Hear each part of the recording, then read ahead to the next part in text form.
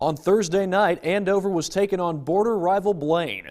The Huskies swept the Bengals in the regular season, but you may have heard people say that it's tough to beat a team 3 times in a year.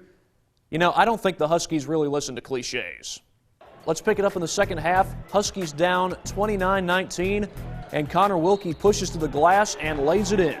He got fouled and would miss the free throw, but Andover cuts the lead to 8. Then 2.5 minutes into the half, Ryan Johnson spots up for 3 and knocks it down. That cut the Bengals' lead to 3, and it capped off a 7-0 Husky run. About 6 minutes later, Justin Mbanafo drives along the lane and hits the layup. Mbanafo finished with 13 points on the night, and those 2 points put the Bengals up by 5. A couple possessions later, Zach Swanson had a pretty quiet night, but this 3 pulls the Huskies within 2. Then with over 6 to play, Huskies down 2, but Jake McNallen hits the tray and gives the Huskies the lead. We'll hear more from McNallen in a bit. About 2 minutes later, it's a tie ball game, and Joe Roble finds Jerome Egbajor for the transition bucket. Bengals take the lead by 2. But just half a minute later, McNallen uses the baseline and hits the layup. And just like that, we're tied at 48. But the play of the game happened with less than 2 minutes to go. Game tied at 49. Roble tries the 3, but McNallen blocks the shot out of the air, grabs the loose ball, and pushes toward the basket and gets the and one. He would hit the free throw. Huskies lead it 52-49. Then with about a minute to play, Jason Travis tries a 3 to tie it, but it's no good. Kyle Kettler eventually grabs the loose ball, and Andover would close it out from the free throw line. Huskies come from behind to beat Blaine 57-49. They move on to the second round game on Monday.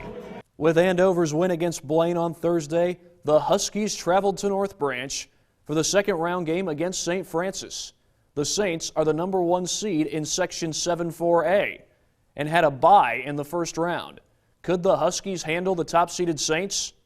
Let's pick this one up in the first half. We're tied at 10 when Connor Wilkie hits the floater and gives the Huskies the 2-point lead. About 2 minutes later, Kyle Kettler drives the lane, hits the layup, and gets fouled. He would hit the free throw. Huskies go up 17-12. Those 2 buckets were part of a 9-2 Husky run. Then with under 7 to play in the half, Wilkie puts up a long 3 and banks it in.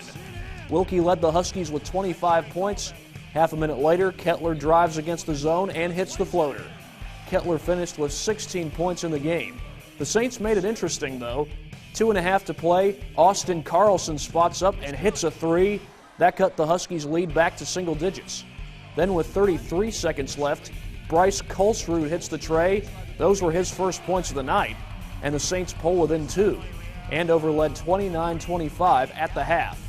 Let's move on to the second half. Carlson tries a turnaround 3. The shot goes, and Carlson is fouled by Jake McNallen. He would hit the free throw. Andover leads at 54-45. Less than 4 minutes left, same score. Jake McNallen knocks down the baseline jumper. Huskies go up by 7. Then with less than 2 to play, McNallen steals the inbound, cuts to the basket, and draws the foul. He would go on to make both free throws. And the Huskies would close it out from the free throw line. They beat St. Francis 76-58. Andover's headed to the 7-4A section finals.